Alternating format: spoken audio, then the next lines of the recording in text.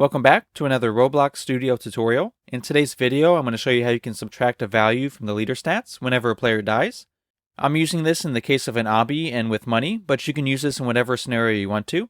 So whenever the player dies, like this, they miss a step, there's going to be a little GUI that pops on the screen, and then they lose some money from their leader stats. Alright, so let's go ahead and dive in and see how we can do this in Roblox Studio.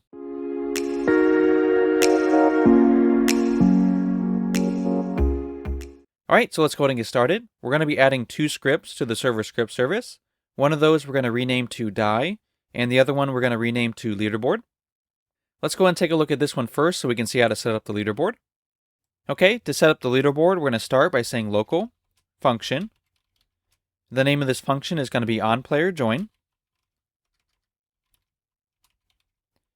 Inside the parentheses, we're going to pass the player. This will be the player that joins the game. Inside the function, we're going to say local leaderstats. And this is going to be equal to instance.new. Inside the parentheses, we're going to put folder inside of quotation marks. After that, we're going to say leaderstats.name is equal to leaderstats. And then we'll say leaderstats.parent is equal to player. Okay, so this is going to create a folder that we're going to store with the player. And inside this folder, we can put whatever values we want to. So in our case, we're going to choose money. We're going to say local money is going to be equal to instance.new. Inside the parentheses, we're going to put int value. After that, we'll say money.name is going to be equal to money. This time, we're going to put it inside quotation marks. Then we'll say money.value, and this will be the starting amount. So let's go ahead and give them 50 to start with. And then finally, we're going to say money.parent, and we're going to store this inside of our folder. And after that, we just need to connect this function to the onPlayerJoin event. So down here, we're going to say game.players.playerAdded::connect. And then we'll connect this to our function, which is onPlayerJoin.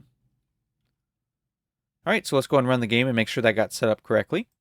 Alright, so it looks good. I have money and a value of 50. If you want to use a different value for your leader stats, you can change this part right here. So let's say you want to do something like coins instead. You can change the variables, these right here, to coins. And then you'd also change this right here to coins as well. Alright, so next we're going to work on the other script, which we renamed to die inside of the server script service. So inside of this one, we're going to start by saying game.players.playerAdded. We're going to say :connect. Inside the parentheses, we're going to put function. Inside the parentheses next to the word function, we're going to put player. Next, we're going to put the mouse in between the last two parentheses and then press enter. That should give you the end down here with the parenthesis. Next, we're going to say player.characterAdded: :connect. And then inside the parentheses, we're going to put function. We're going to put parentheses, and then inside those set of parentheses, we're going to put character.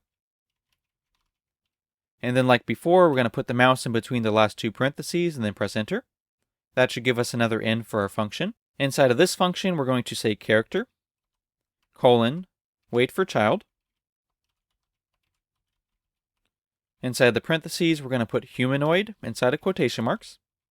And then outside the parentheses, we're going to put died, : connect.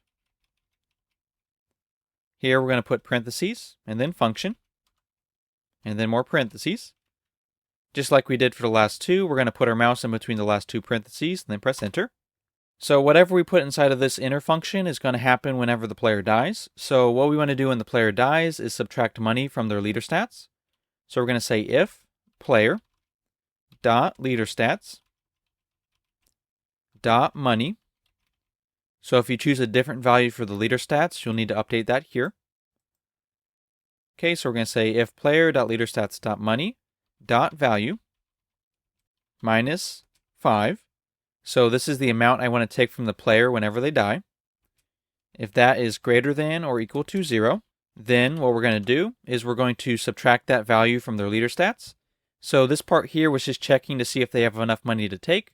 And then if they do have enough money to take, then we'll take that value. So we'll say player dot leaderstats dot money dot value.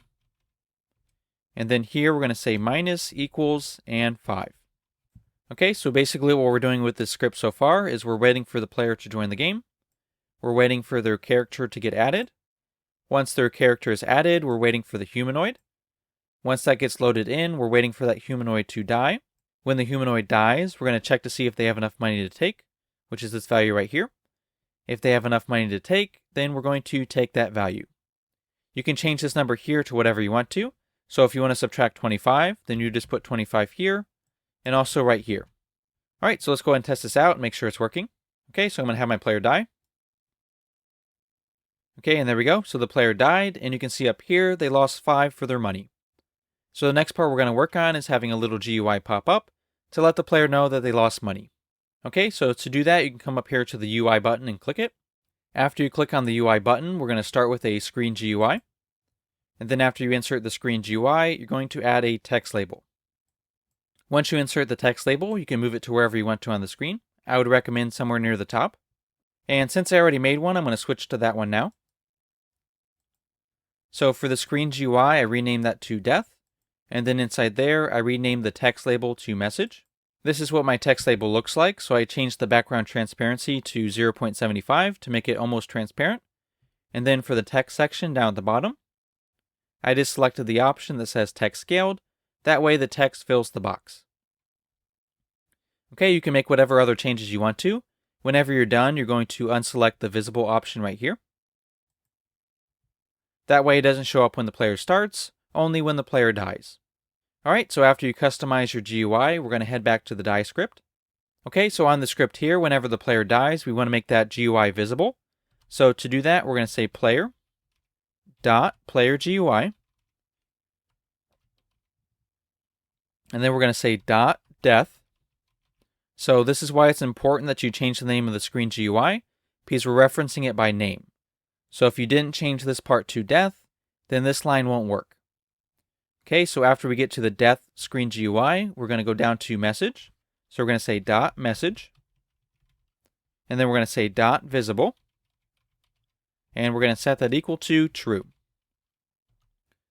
We also want to change the text of the GUI so it shows how much is being subtracted. And we can do that by using the same first part. So player.playerGUI.death.message. Here we're going to say .text. And we're going to set that equal to. We're going to use quotation marks.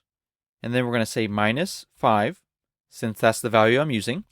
And then after that, I'm going to say money.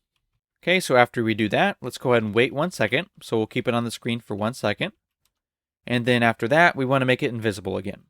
So we're going to take this line right here, paste it down below, and then change this to false. All right, so let's try this all together and make sure it's working. Okay, so right now the screen GUI is not on the screen. Let's go ahead and kill the player. And there we go. So whenever the player dies, the screen GUI shows up for 1 second and then disappears. If you want to, you can change the wait time. So let's try maybe 3 seconds. And now if the player dies, the GUI will show up for 3 seconds. And then if you want a different message to show up on the screen GUI, then you would change this part right here. Alright, so that's going to be it for this video. I hope you enjoyed, and stay tuned for the next one.